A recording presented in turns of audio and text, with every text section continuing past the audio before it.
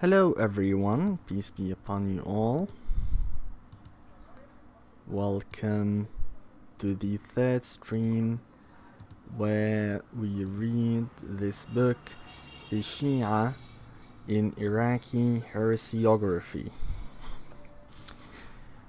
Last stream we have read a little bit from the introduction, 11 pages to be precise. And we have seen that the methodology of tracking the ancestry of texts and the sources that they depend on is difficult. And it is better to treat texts as equals. That is what the book says. But that doesn't mean that it is impossible. So let's see what it has to say. Let's begin. Even as we move away from sustained word-for-word identity, establishing the level of similarity between two passages of text is not strictly a subjective matter, but nor is it simple. An algorithm can find similar passages of text, but a sophisticated algorithm must pay attention to numerous vectors of similarity and the relationship between them. Two passages might communicate the same basic information and contain numerous highly convergent phrases, but one is half the length of the other.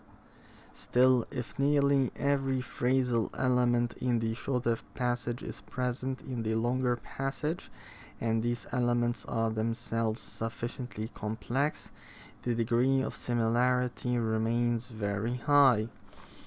Alternatively, two passages might share only the occasional phrasal element in strict verbatim parallel, but consistently display a high convergence in the information they convey and in the overall structure and arrangement over a relatively large amount of text. That, too, can be considered a high degree of similarity. I don't get it. Two passages might share only the occasional phrasal element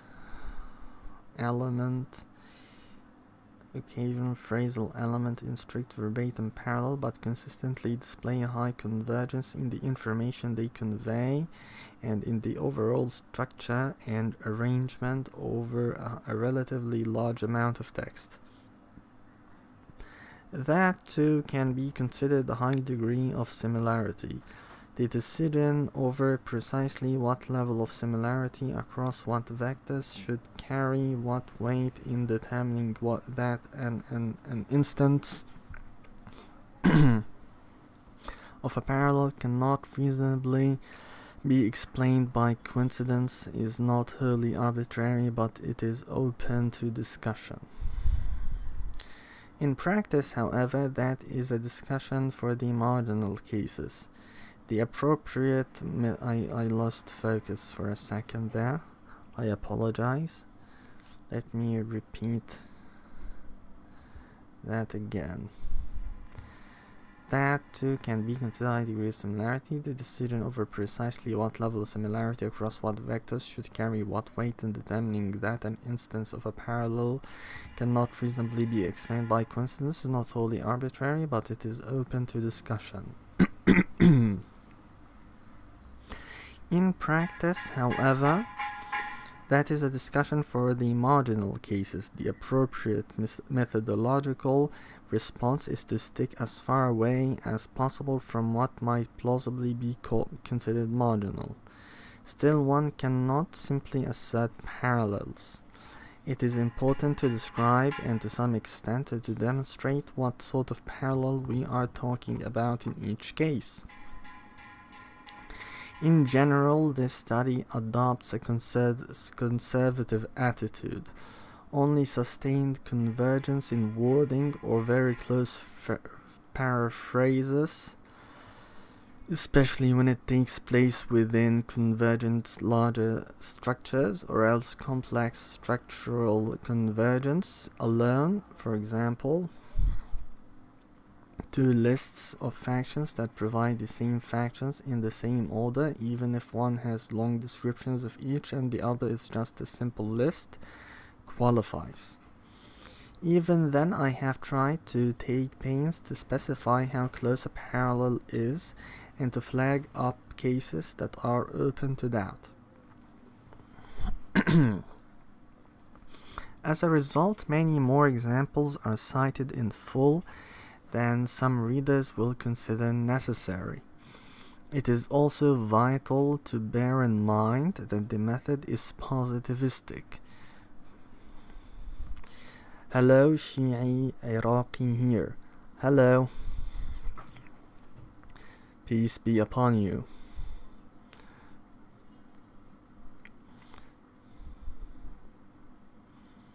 How are you? Are you interested in this book? It is available for free, open access on the Gruita. The book is called The Shīʿa in Iraqi Heresiography.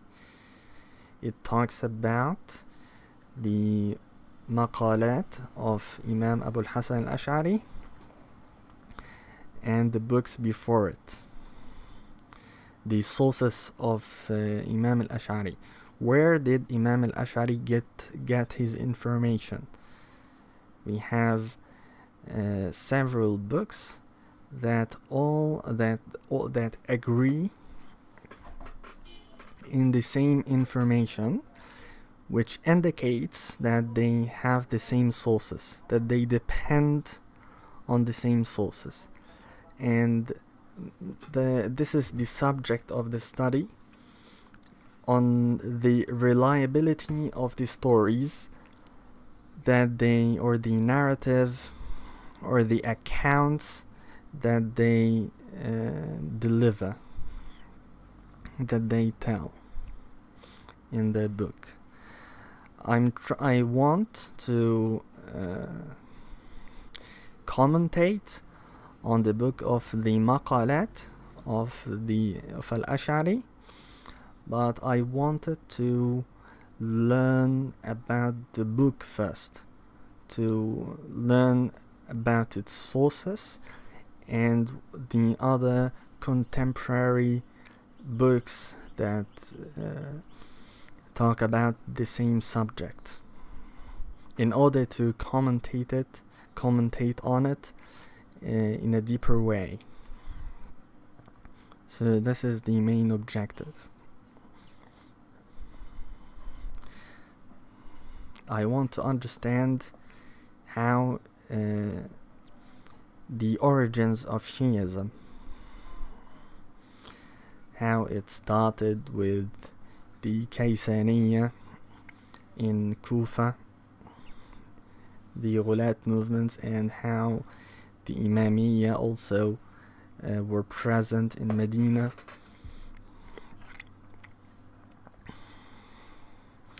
You are al-Ashʿarī, I presume, right?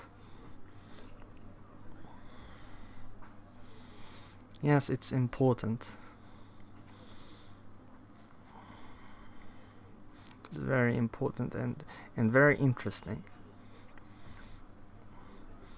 Even I am Sunni, I'm Ash'ari, but I'm still very interested in this subject. The Shīʿa, yes, you're 12, huh? Okay.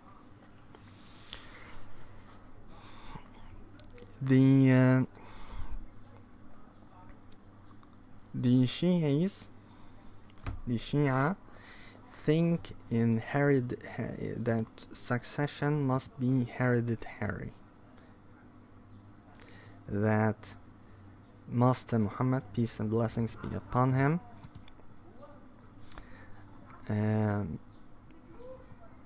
should give the successor must be from his children or his family.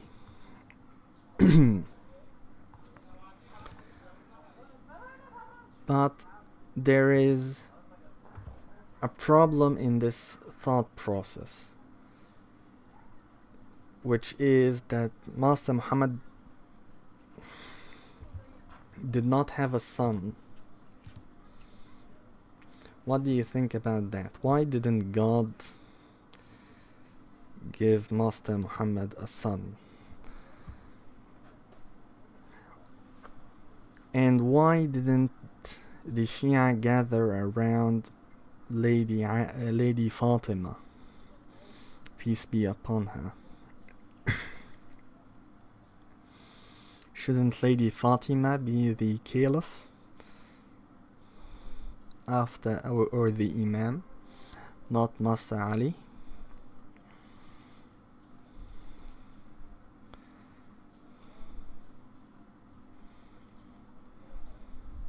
Why must the imam be male? No problem, if you follow Ash'arism, you are Muslim. Thank you.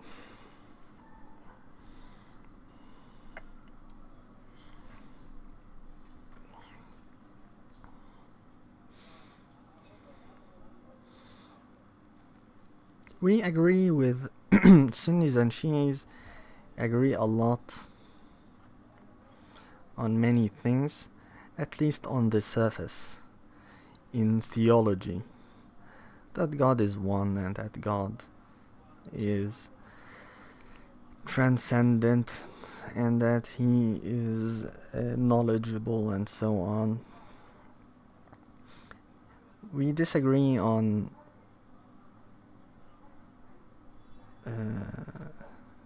trivial matters. What's most important? Do you know Arabic? Yes, I'm Egyptian. I'm speaking English so that viewers can understand.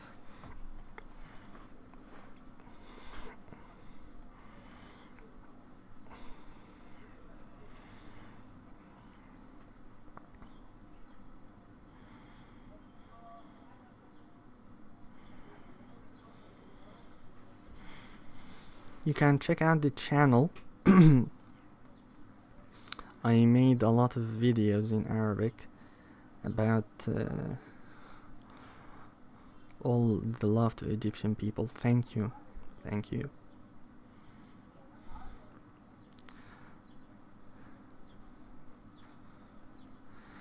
So what do you think about the question that I asked you about?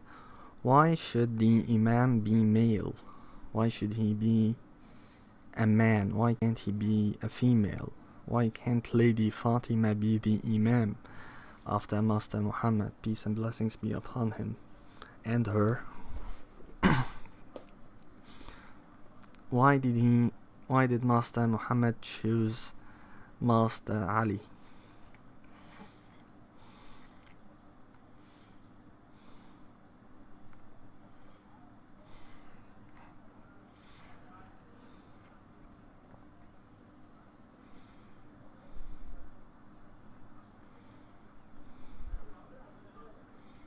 What do you think?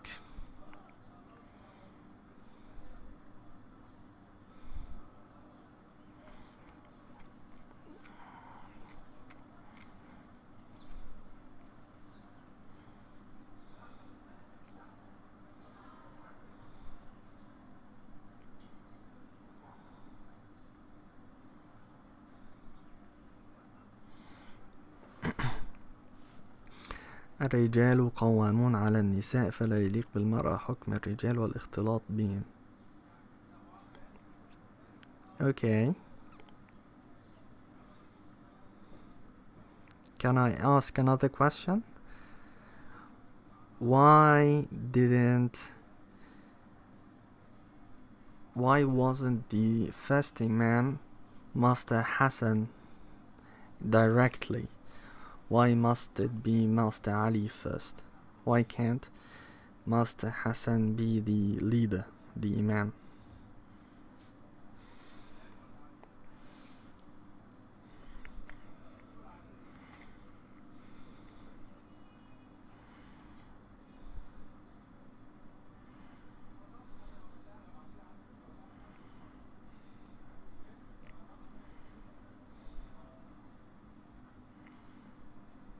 Like usually, like I believe some of the Imams were children. I'm not sure. Let me check.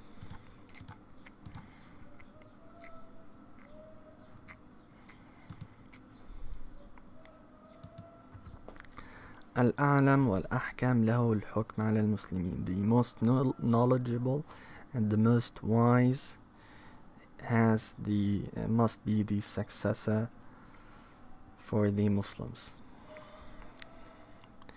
The most knowledgeable and most. But who determines that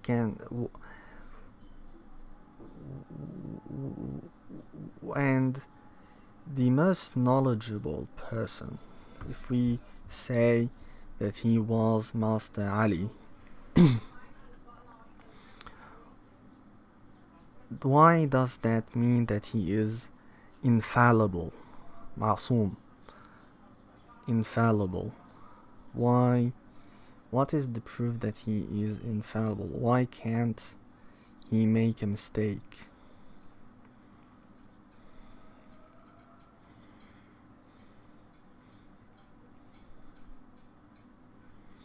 Ali is the perfect caliph, and his sons would be after him. I'm not trying to bother you. I'm not trying to make you doubt your religion. I'm just interested. I want to understand. I want to understand Shiism deeper. I'm very ignorant on this subject. So I'm thinking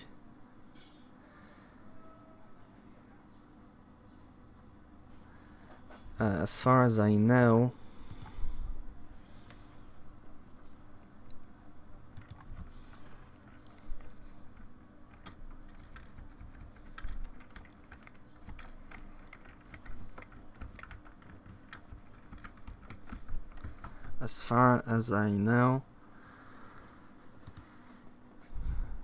the Imams are not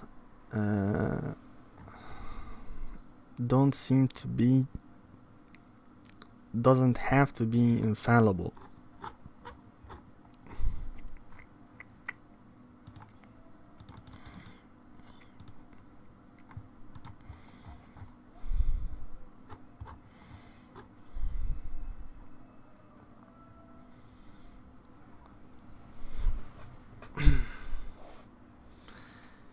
في عقيدتنا جميع الأئمة الاثنى عشر جميعهم معصومين. I know he says that in our creed all the 12 Imams are infallible, but the question is why? That's my question. And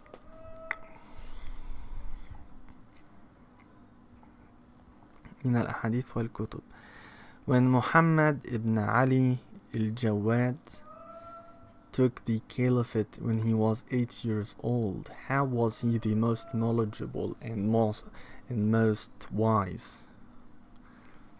How was he the most when the 12th Imam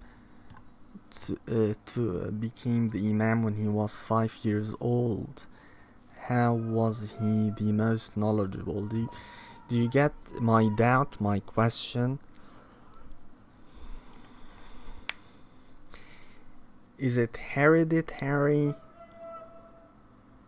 by the oldest male takes the leadership, or is it by the oldest son, the most knowledgeable, or the oldest son?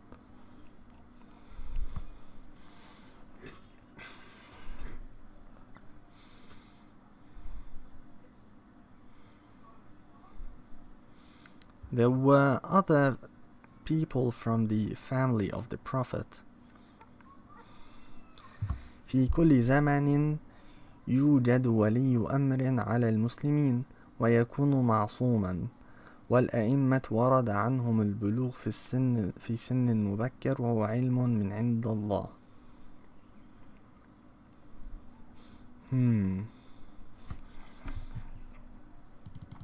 Let me translate what you said for people, for the viewers, for non-Arabs. In every era, there is a guardian, there is a leader over Muslims who is infallible, and the nation, the ummah, and not the nation, the A'immah.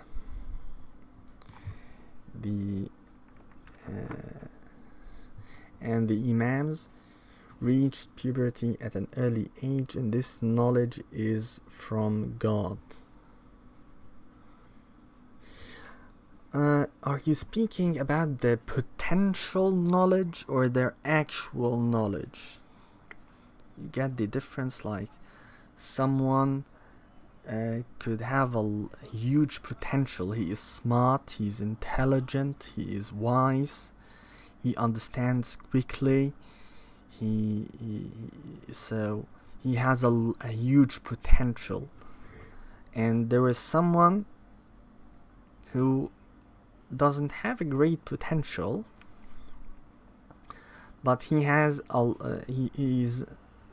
is not smart, he's not intelligent, but he has a lot of knowledge. He worked hard. He memorized a lot of books. He has a lot of knowledge, nonetheless. So there is someone with no potential, but has a lot of actual knowledge. And there is the opposite, someone with no actual knowledge and with a lot of potential. And there is someone who has both, a lot of potential and a lot of actual knowledge. Now,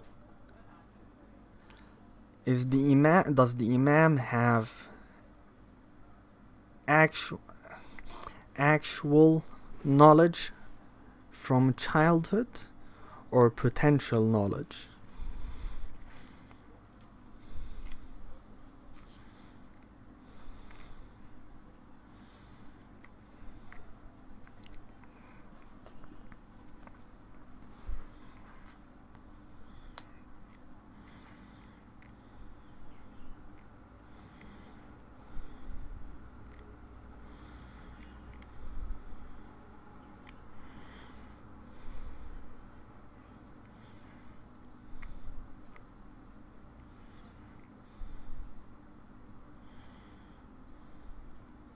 What do you think?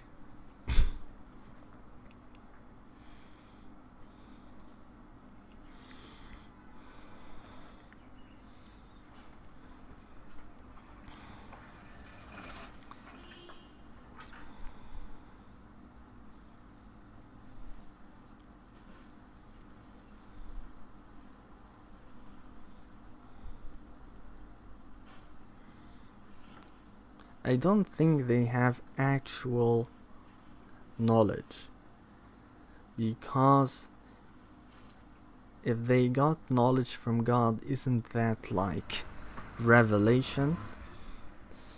Isn't that similar to revelation, like wahy?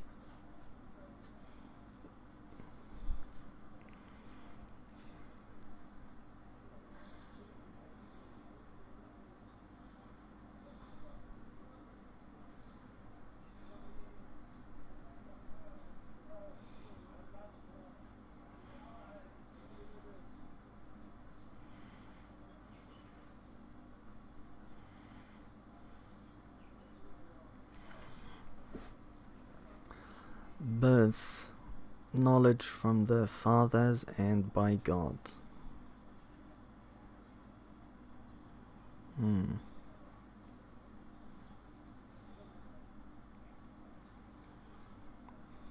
Interesting.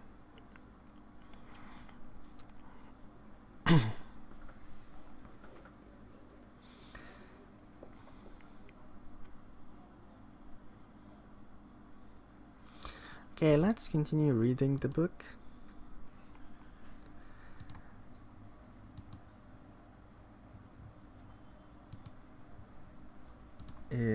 We have arrived to this paragraph where Dr. James was saying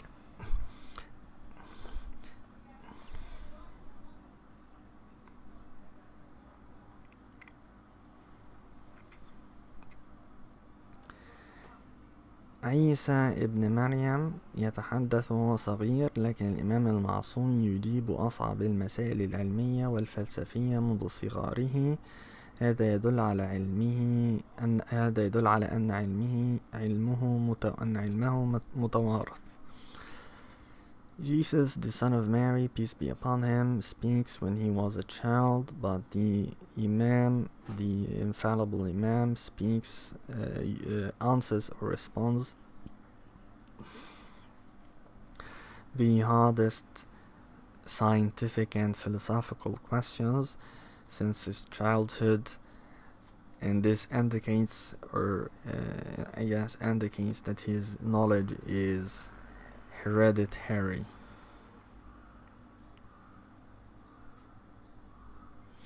But the problem, okay, it's an advanced subject. I didn't go deep in Ahlul Bayt knowledge. No problem, my friend, it's okay.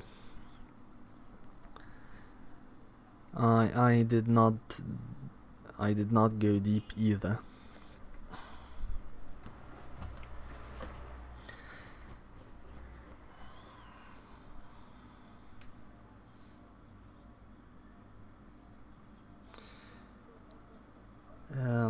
Let's see. Let's read the book now. He was saying that he is going to see parallels in different books. Like, this book says a thing, and this other book says the same thing. So when there is convergence, when there is parallels, there is an this indicates that there is a common source that they depend on.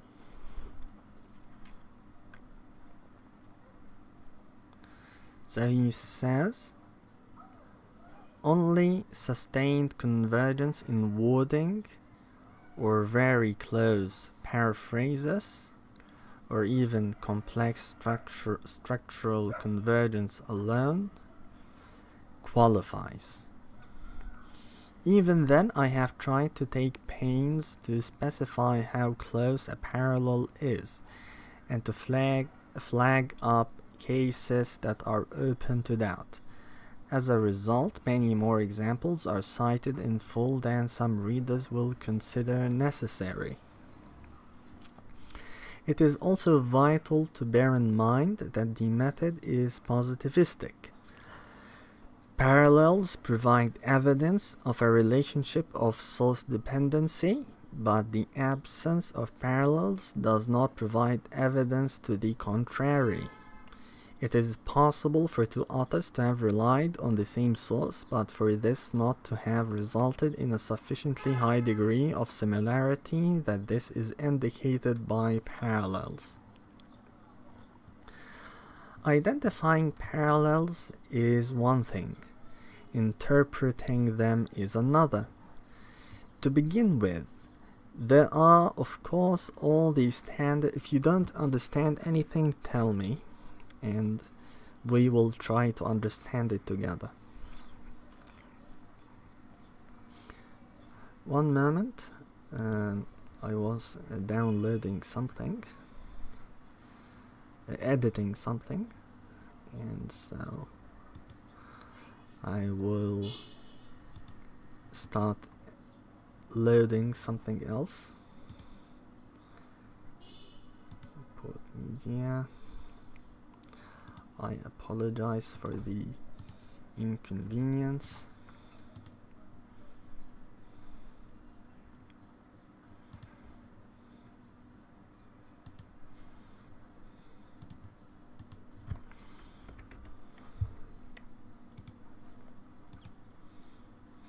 Okay, done. Let's continue. As I said, if you have any question, tell me.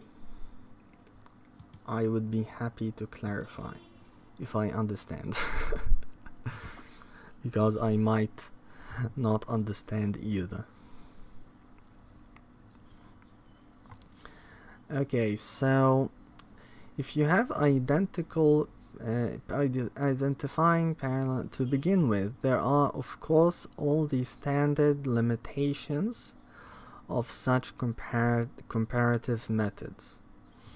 If you have identical passages in two texts and no further information, it is impossible in principle to know whether one is ultimately the source of the other or both ultimately have a common source. We also know nothing about the possible intermediaries involved. Usually there are at least some variations between the passages, but this does not help much. One author could have introduced the variations while working from the other text. One author could have introduced the variations while working from a common source, whilst the other excerpted from the common source without changes. Both authors could have introduced variations whilst working from a common source. Sometimes it might be possible to establish a likely direction of derivation,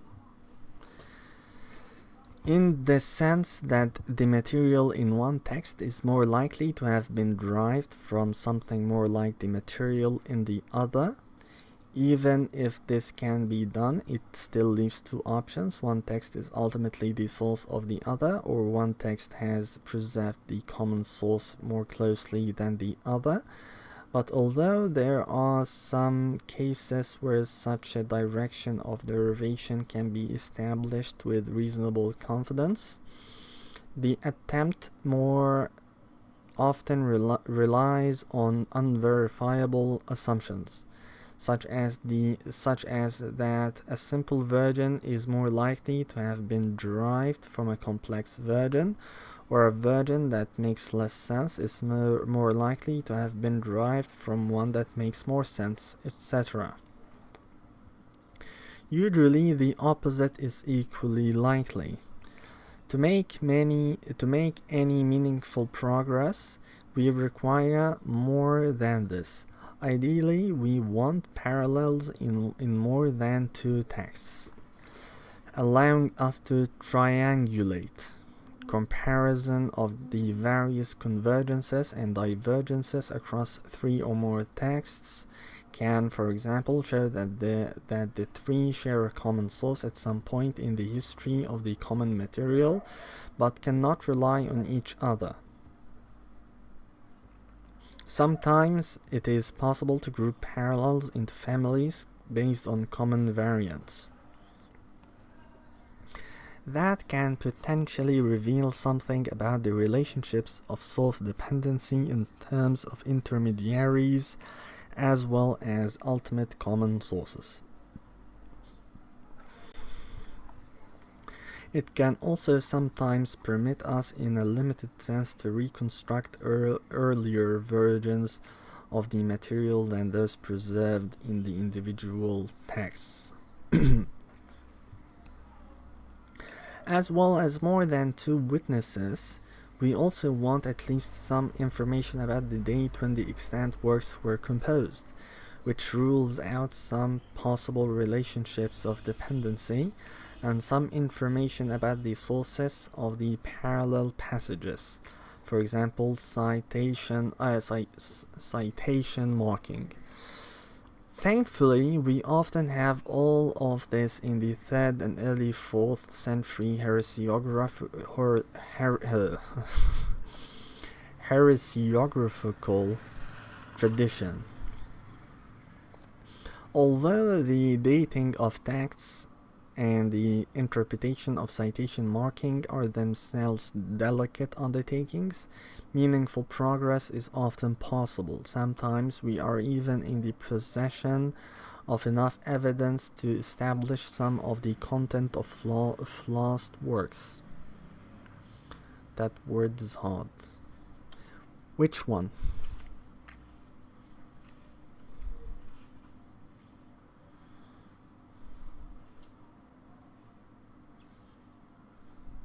Oh, heresiographical. Heresiographical. Yeah, it is long.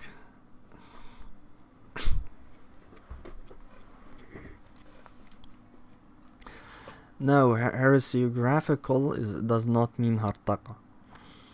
Heresy is hartaqa. Heresiography means the science of sects. The science of sects. علم الفرق. So, heresiographical tradition means the tradition of the science of sects in Iraq. تقليد علم الفرق.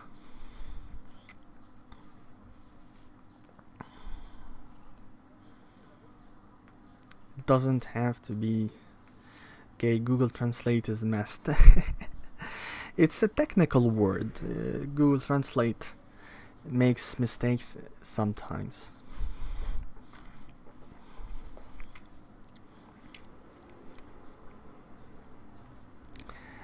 Anyway,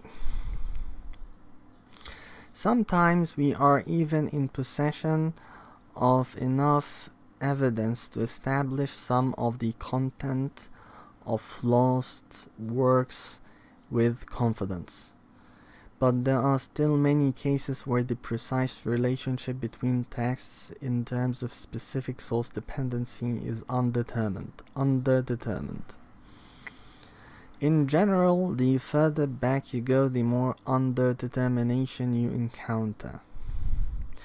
Once we move to using the methods of comparative Quellenforschung to partially reconstruct the contents of lost sources, they become subject to some of the same flaws as their philological cousin, namely Lachmanian manuscript stematology.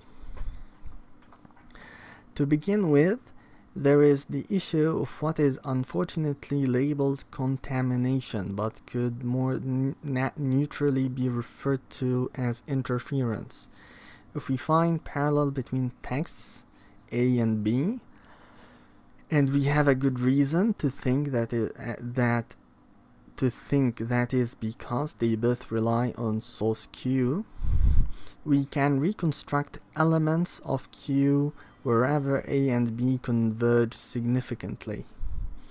However, if we think A used B and B in turn used Q, we cannot reconstruct Q. All we have is B's version of material from Q and A's version of material from B. The problem is that these possibilities are not mutually exclusive. It is possible that A and B indeed both used Q, but that A also used B. In that case, we cannot know where agreement between A and B represents Q, where it represents B's version of Q, or even just B. That is interference, i.e. where separate lines of transmission from a source come together. To use the method of comparative Kellen-Forschung to establish the content of earlier sources in this way, we must be sure that A and B are independent witnesses to Q. As the number of stages of transmission, intermediaries between the source and the extant witnesses multiplies, and the relationships become potentially more complex, the likelihood that interference occurs somewhere increases. The problem for manuscript stematology. I don't know what stematology means. Let me check. Stematology.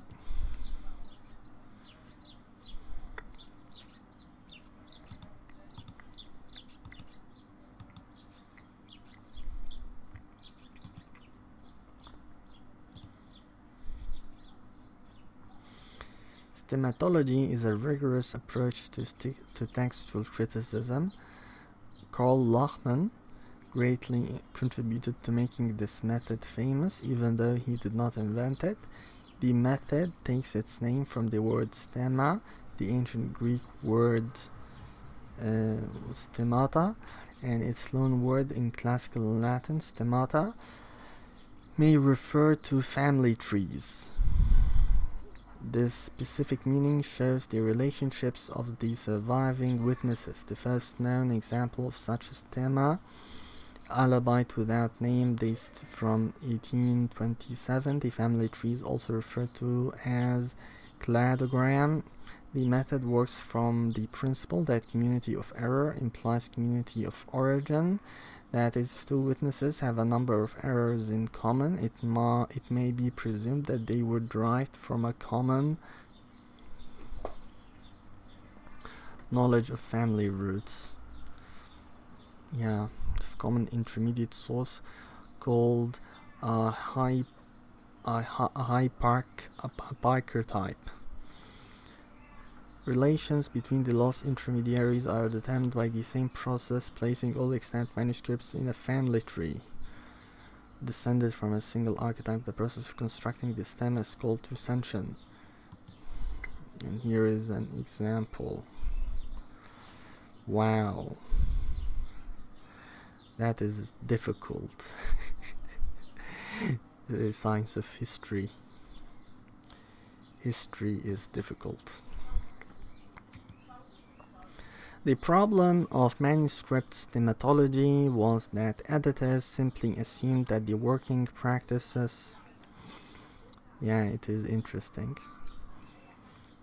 That the working practices of pre-modern copyists meant that interference did not regularly occur.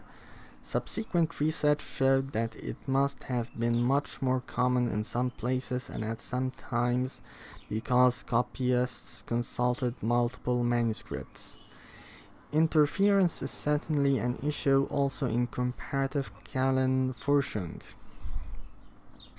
especially when trying to use parallels in some later works. We know it is a distinct possibility. Baghdadi, for example, cites material from Balkhi's Maqalat, but he also used Ashʿarī's Maqalat.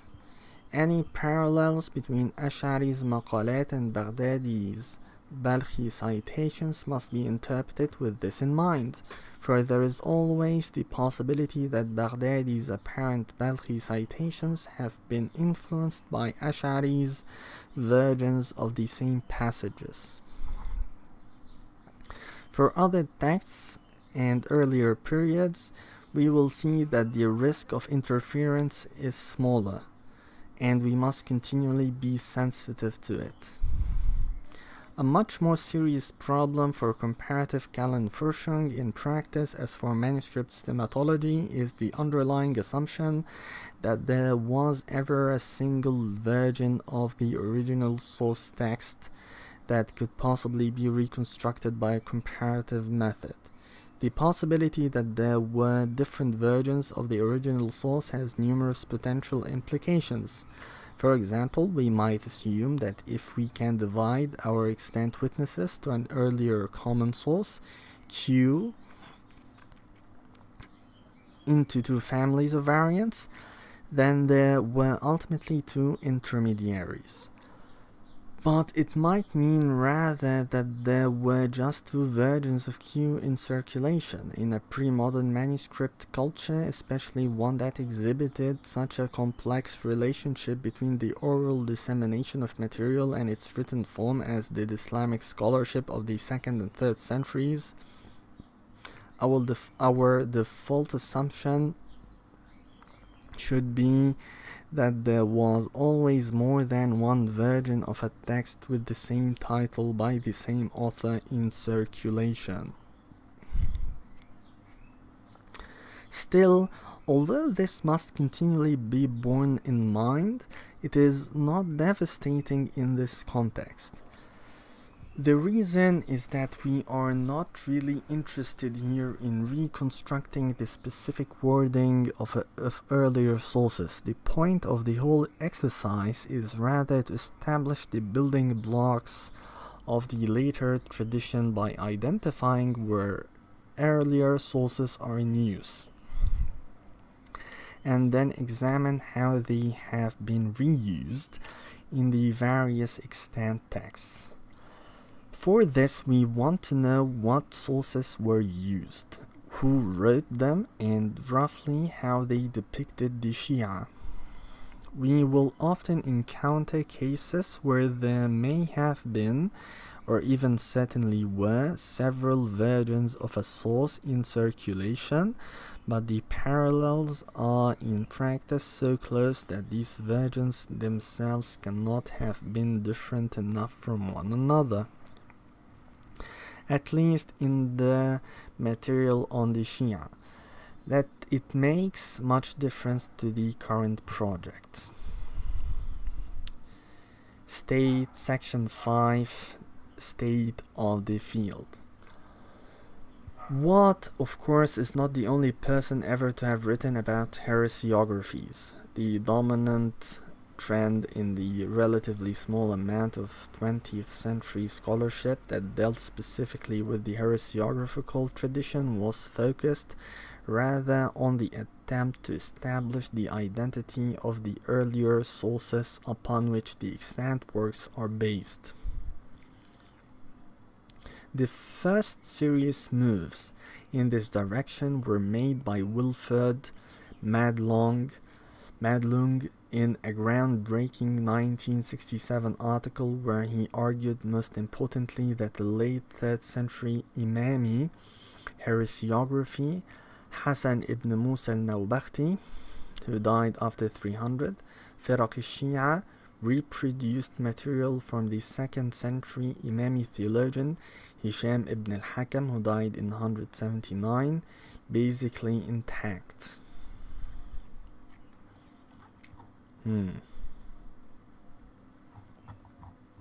Interesting. He was later joined in this endeavor by Tamima Bayhum Dao, who again worked on the reports on the Shīʿa, and Keith Lewenstein, who concentrated on the Khawarij.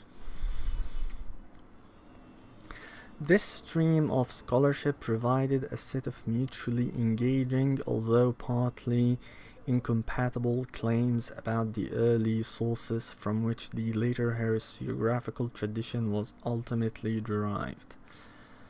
Sorry, I lost focus for a moment. Let me repeat this sentence. This stream of scholarship provided a set of mutually engaging, although partly incompatible, claims about the early sources from which the later heresiographical tradition was ultimately derived. I still don't understand it. No problem, whatever. Madlung's original study focused quite naturally on the basic question of where the material comes from in terms of texts and individuals, rather than on the character and perspective of the various bodies of material thus identified, or on the question of what the authors of the extant works have done with that material and why. Bayhum Dao, however, used a modified version of Madlung's results to a particular end to uncover doctrinal changes amongst the Imamiyya over the period between the composition of Nawbakhti's source and Nawbakhti's own work.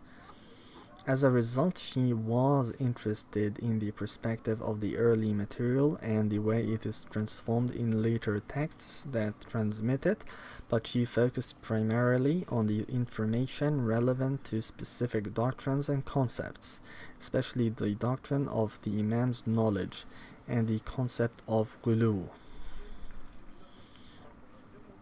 and concentrated heavily on the firaq and its likely sources, rather than surveying the tradition on the Shīʿa as a whole.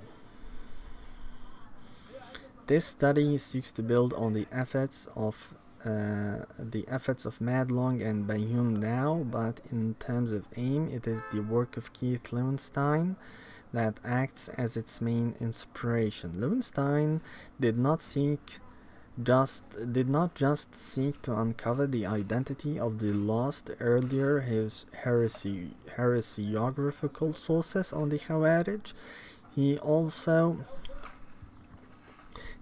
analyzed the character and perspective of the material derived from them, and tried to show how the later tradition was knitted together from its various components to form the depictions of the Khawarij we see in the extant texts.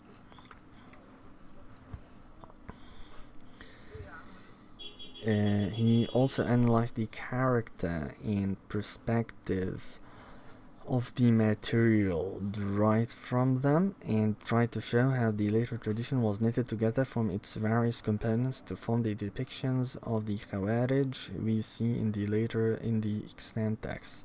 Lowenstein studied the Iraqi stream of the tradition through Shahrastani's Milal and beyond, and he put together a substantial investigation of later Hanafi Maturidi heresiography.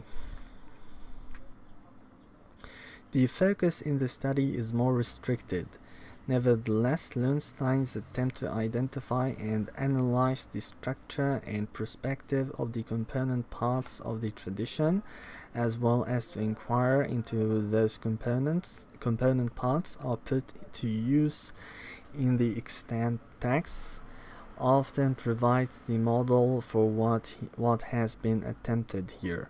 Finally, it must be acknowledged that in 2011, the study of Islamic heresiography went from being a field where nearly everything remained to be done, because only a handful of studies had ever been written on the subject, to one in which it could reasonably be assumed that all remaining tasks were to be characterized as reorganizing the footnotes to Joseph Van Ass's monumental Der ein und das andere Beobachtungen an islamischen heresiografischen Texten. In this scholarly tour de force, Van Ass, over the course of 2 volumes and some 1,500 pages, surfaced the heresiographical tradition from the earliest witnessed examples. Joseph Van Ass is truly a monster. His scholarly capacity is amazing.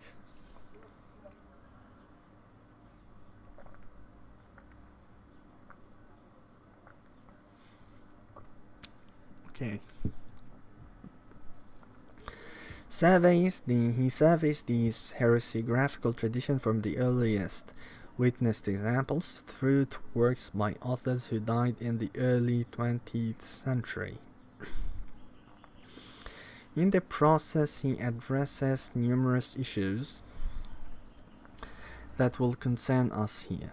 Indeed, there is no way that this book could have been written without der Ein, as is clear from a brief glance through the footnotes to almost any page.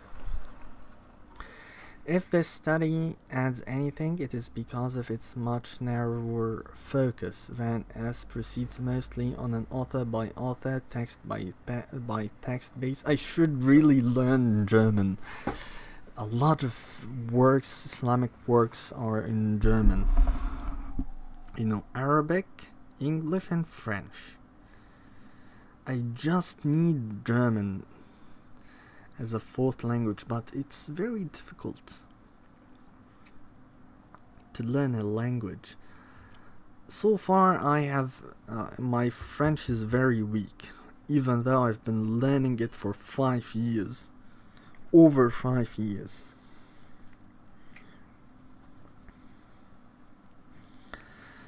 It's better late than never, I guess. Indeed, there is no way if this study adds anything basis, and he has a lot of ground to cover. He provides biographical information on each author, discusses the importance of each heresiography in terms of its reception history, and assesses its usefulness as a source. He usually looks in detail at the provenance of the material and gives wide-ranging overviews of the contents of each work, contextualizing it in the author's immediate intellectual historical milieu. Due to the breadth of the focus, however, the character of the heresiographer's information on the historical factions of the Shīʿa specifically is not often a major theme. For example, although Ash'ari's presentation of Shīʿi Kalam receives brief treatment, almost nothing is said about his presentation of Shīʿi factions. The author-by-author approach allows little room to compare the various presentations of the Shīʿa with one another in detail. Here we will focus more closely on these aspects. Moreover, before Van Es wrote der Ein, the extent to which the various claims for the transmission of the early material on the Shīʿa made by scholars such as Madlong, Bayhum Dao, and Lowenstein are incompatible with one another had become quite unclear. This is partly because they depended upon different assumptions, but mostly because whilst new sources became available over the course of the 20th century, earlier claims were not systematically reassessed in the light of the new evidence, leading to several contradictions and or ambiguities about how these sources relate to one another. Van Es engages thoroughly with the whole debate, but again largely because of the author-by-author approach, which makes it difficult to survey all the relevant material at once. He ends up maintaining certain hypotheses that the body of evidence taken as a whole simply cannot support. Here it will be possible to reconsider the material